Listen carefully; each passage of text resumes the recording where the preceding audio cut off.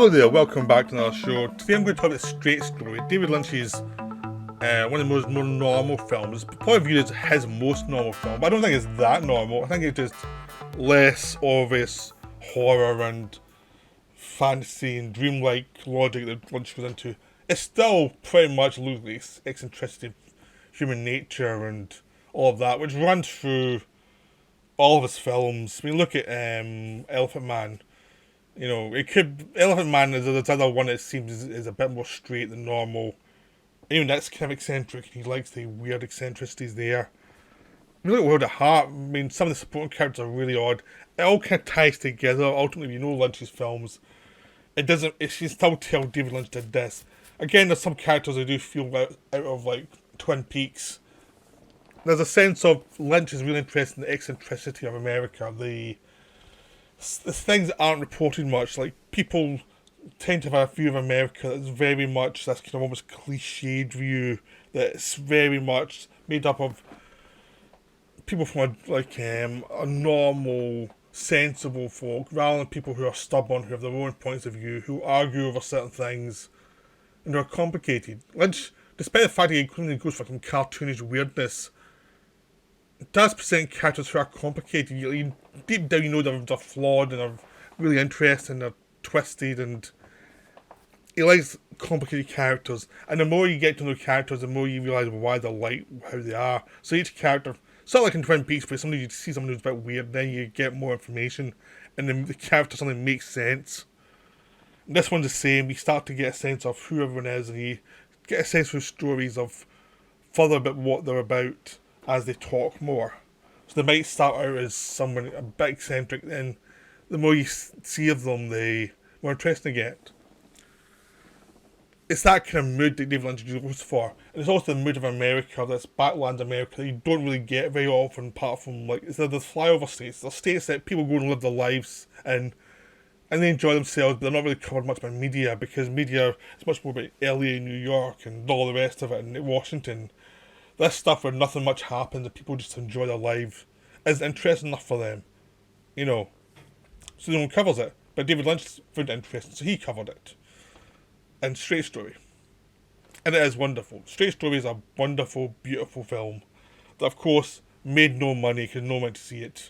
And it's a Disney film. It's a David Lynch Disney film, which is really strange. Disney bought the distribution rights to this film. It's almost the same way that Disney actually owns distribution on some Terrence Malick films now because of Fox. Like Fox had them. And it's like, wow, Disney have Thin Red Line.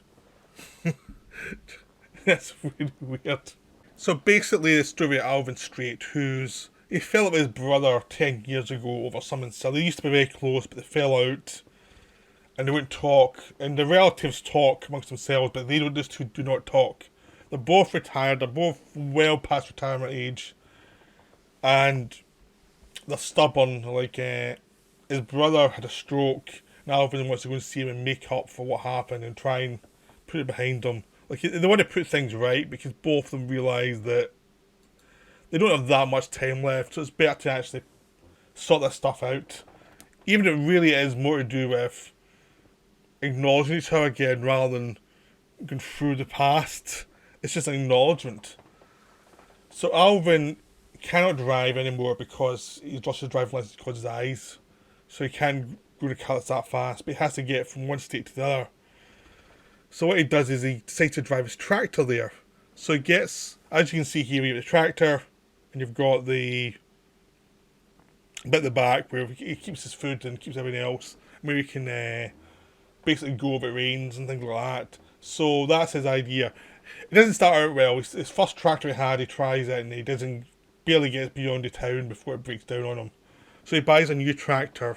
And I see with Everett McGill, who's been in quite a lot of David Lynch stuff, is a salesman, and he gives him he sells him his old John Deere model, which is apparently a really good model. So he starts again. He's determined. And all his friends think he's mad. All his friends he hangs out in the bar with, even though Alvin doesn't drink anymore, he just takes milk. Because he says he was a mean drunk. He's not drinking. But it's about a lot of these men who are the 70s or 80s are still working. It's one of those weird things about America is that they're working well beyond what where people here in the UK would be retired, well, long retired. They're still going up to work every day, and it's like, why are you doing this? And it's like, that's just the concept of America, mid-America, is like, you don't retire, apparently. But Lynch just shows that. He doesn't comment on it, it's just that's the way it is. I mean, Alvin's obviously retired, but some of these guys haven't. They've their own business, or maybe they've their own business, they're still keeping it going, I don't know, but it is interesting. And he decides, okay, I'm going to leave all this behind. He's got his daughter, SpaceX, who's has mental difficulties, and you find out more about her as we go on. But she's in it sporadically throughout. She's obviously worried about it, but he's going to just don't worry about me. I'm going to go do this thing. So it's a bit of a story about him going through basically America, the idealized America, and showing you the different parts of it as he runs into people, and his people have been very kind to him, and it's just the people he meets on the way he talks about them, and the way he talks about life, and the way he talks about aging, you know. And it just becomes this story about a process of getting to see his brother, and also the process of aging for him, but what it means to him, what does mortality mean to him, but not doing it in a didactic way. It's just about him driving Paul's last big journey as he wants to make it right with his brother. What's great about this story is it is about the people he meets on the way as well as his story. I mean, it's how they both kind of join together to create an interesting narrative. It's like, the thing is, the first third you have to get used to in the film because it is a much slower paced film. Because you have a slower paced protagonist who can't walk very fast. He's going there. He's using his basically his lawnmower to drive from one state to the other. He cannot go fast, and they pace the film down to suit him, and you have to get used to that pace. But once you get used to the pace, it's easy.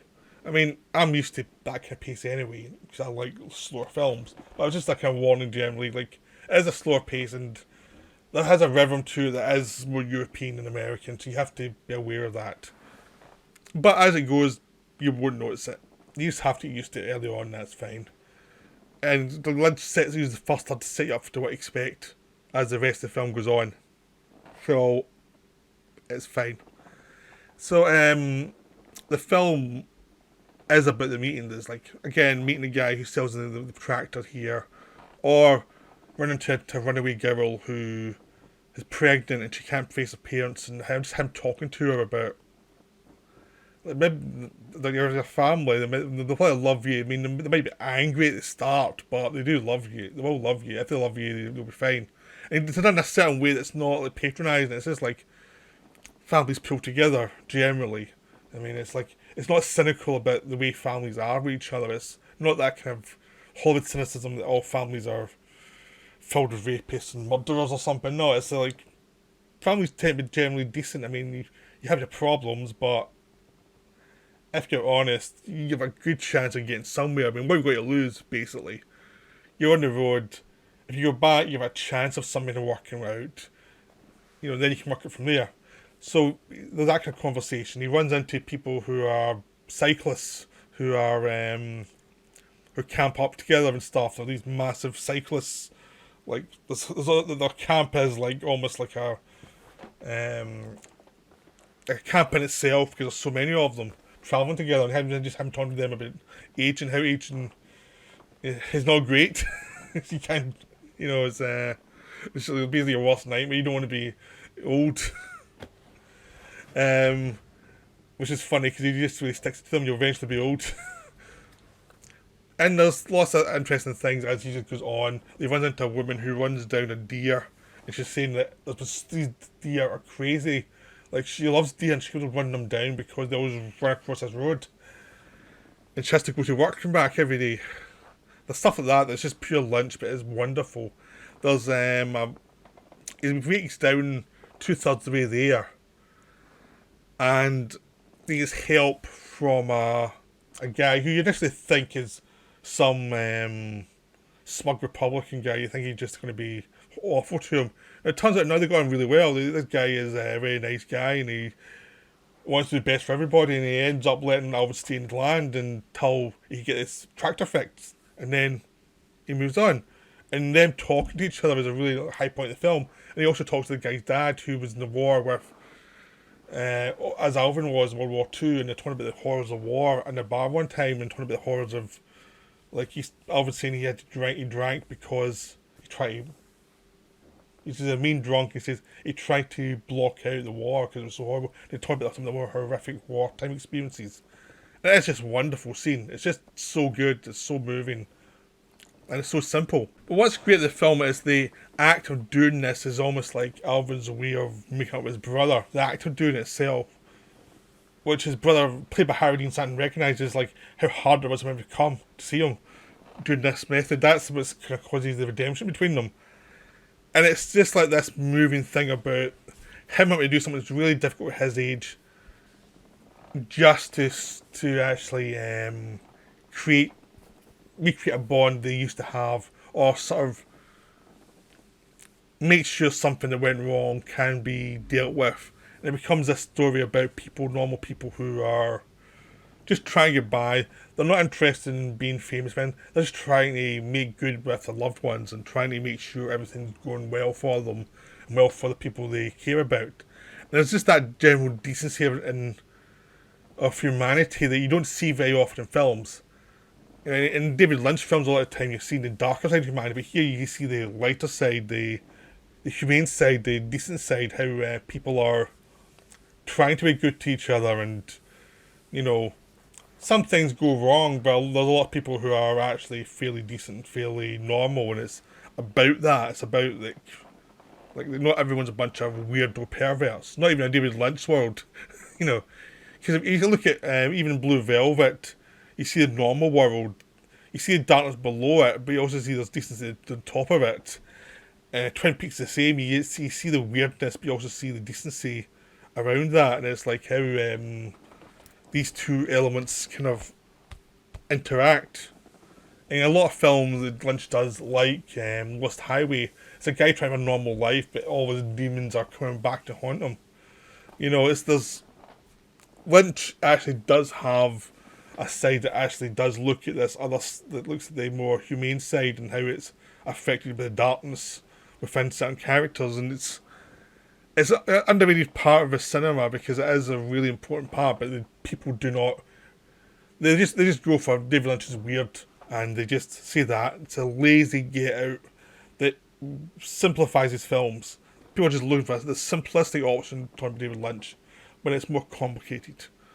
And this film shows why it's complicated. It's because people can be very decent, and Lynch actually managed to make something that could have been really sentimental, just very moving, because it's not about sentimentality, it's about the sentiment, it's about the emotions, genuine emotions behind something. It's not asking for it's not having waves of music, it's just simple actions throughout the film, and the effect of just trying to behave decently to other people, and how we put that forward, like Elvis Street puts that forward, but he also receives it because other people are the same way, and it becomes an interesting situation just by people simply talking, and it's such a wonderful film. And Richard Farnsworth, who played Alvin Street, died like months after the film was released. He's terminal cancer when he was making the film, and he gives a great performance. He's an actor I've seen lots of supporting parts in films over the years, but he's just one of those actors that's